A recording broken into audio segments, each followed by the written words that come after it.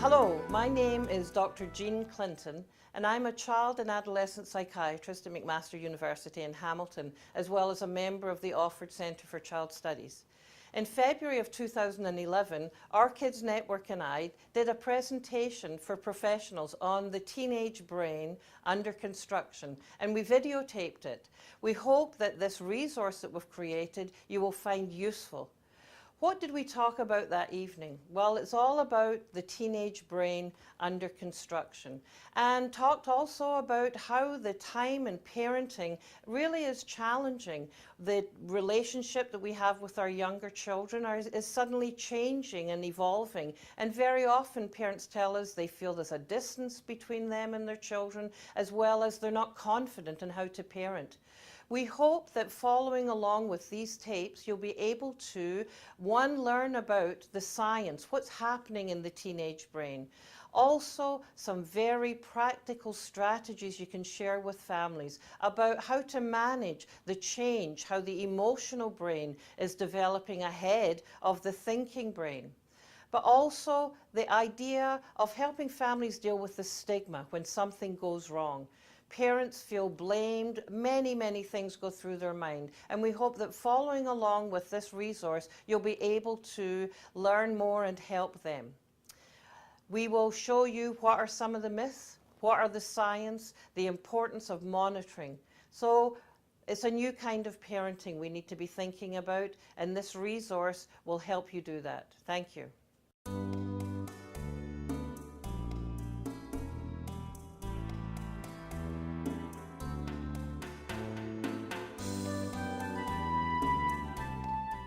Adolescents, why do they do the things they do? Well, I'll tell you that the reason they do it is because their brains are changing. They are under construction in key areas of the brain. They are not mini adults.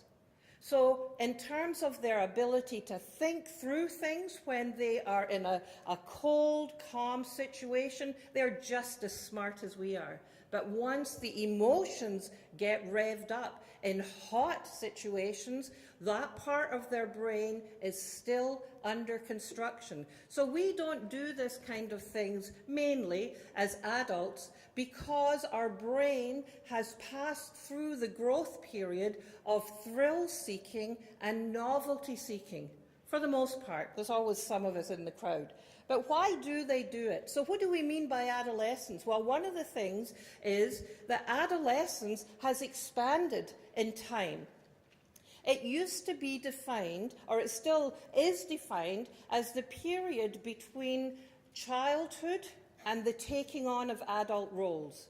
Generally when girls have their first period and sexual maturity and when they become parents.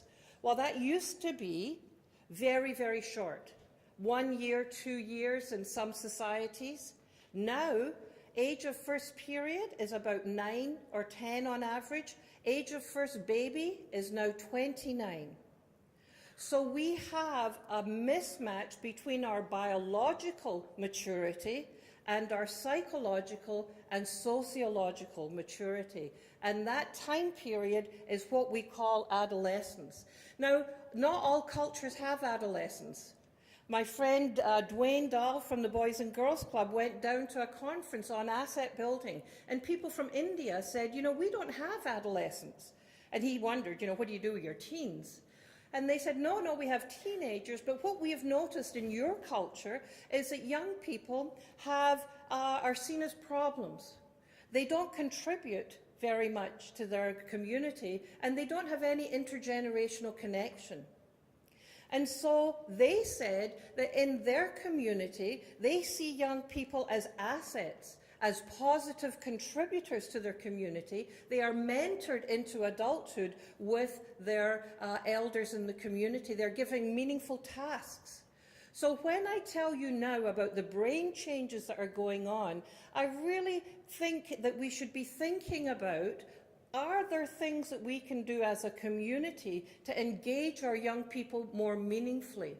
The problem, as I see it, is this mismatch between the biological and the psychological development has created young people who are very often alienated. When you think about stories about young people that hit the news, what we hear about are the kids who are in trouble. You might think that the majority of our young people are not doing very well. Well, that is just false. The majority of our young people are, in fact, doing very, very well. They're doing very, very well. They are contributing more, volunteering more than any age has ever done before.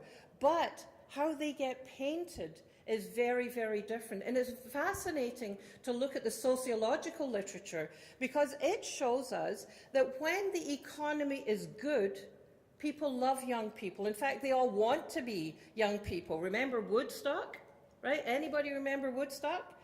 It means you weren't there, if you do remember it. But at that time, young people were loved. The economy was better. Now, as the economy slumps, sociologically, we look more negatively on young people. They don't have the same opportunities for employment.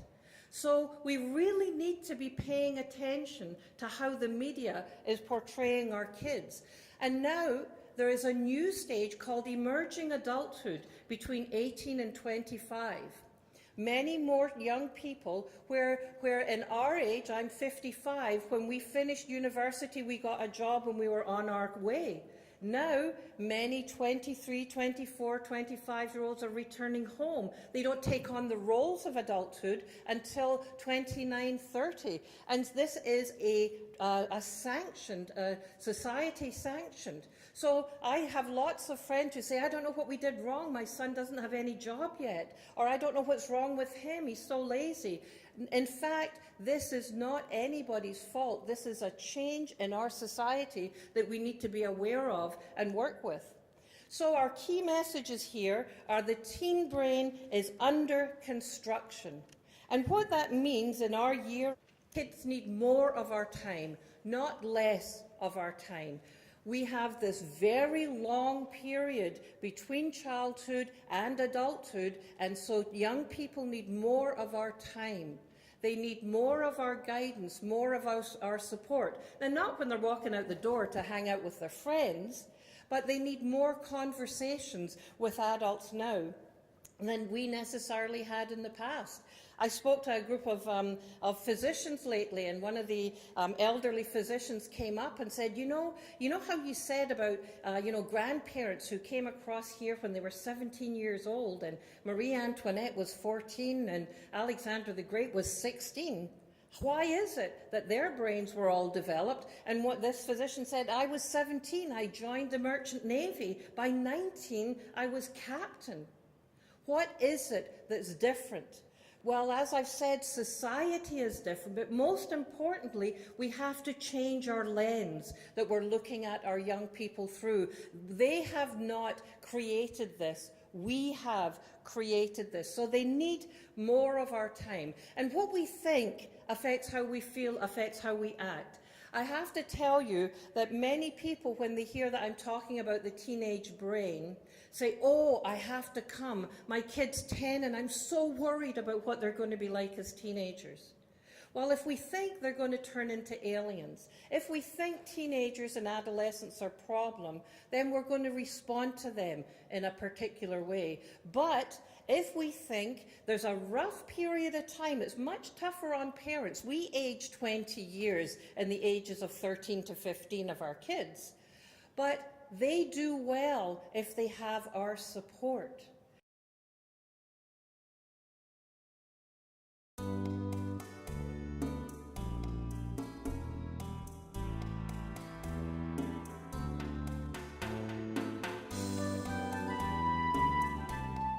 Temperament. I have had this unbelievable awareness that I didn't get in medical school at all, I didn't hear about in my psychiatry residency, that every kid, even if they have the same genes or the same contributions, come out completely differently, right? Does anybody have two kids who are exactly the same? Even twins aren't exactly the same, because from the moment of birth, The interaction with the environment is different, and temperamentally, kids are very different. And we don't learn enough about this in medical school, in social work training, or in teachers' college. Why is it important? Well, one, we have ways of interacting with the world. So we have some kids who are very easygoing. They're laid back and you can change things without too much difference. They don't mind when they try something new. They're engaged. But then you have other kids who don't like change, who are intense. You try something new and it's as if you had changed and removed everything from them. They don't like the feel of clothes. Things are itchy. Anybody know what I'm talking about? These sensitive kids. Now, our first child is Andrew here, so we were perfect parents. Absolutely perfect, because he was easy. 18 months later, along came my Kathlina, who in one of the books that we ate to read and find out, her temperament characteristics are claimed to be mother killer. Why? Because when she was an infant, she was intense. If she wasn't with me, her mama, then she was crying. She loved me. I knew how to soothe her and settle her. My mum used to say, well, you know, Jean, I've heard of attachment, but what's this crazy glue? So kids come out differently, but we also interact with them differently. We have our own temperaments. And as we're working with kids, we have to be able to see, well, what is it about this kid that pushes my buttons? And very often what you'll see is it has to do with your natural way of working with the world and their natural way. So if you're working with a kid who's majorly intense, who gets so upset about the smallest thing, and you're a lay-back kind of person, then you keep wondering, what's the big deal? Now, if you are intense and you're married to somebody who's not intense, a word of warning, that's not a good thing to say, what's the big deal? Because you just made it an even bigger deal. So we need to know about temperament, and we really need to know about temperament as we are entering the adolescent years. And the adolescent years begin around 10 or 11. Sometimes 9, sometimes earlier. So, under construction, though, if we can understand that and believe it, then we can understand that as they are developing the skills to think cognitive flexibility, to be able to come up with an alternative solution. How many of us have had head-to-head really dumb arguments with our teenagers, right? So many, and yet we're supposed to be helping them develop this cognitive flexibility. So here's the challenge. We've got the conflict between the emotional system, do it now, and the thinking system. The do it now, the thrill seeking, the novelty seeking is developing before the stop and think about it is being developed. So it's very much connected to self-regulation. So what is self-regulation? It's all about getting off that runaway train. It's all about not jumping the gun, stopping and thinking, being aware of what is going on in our mind.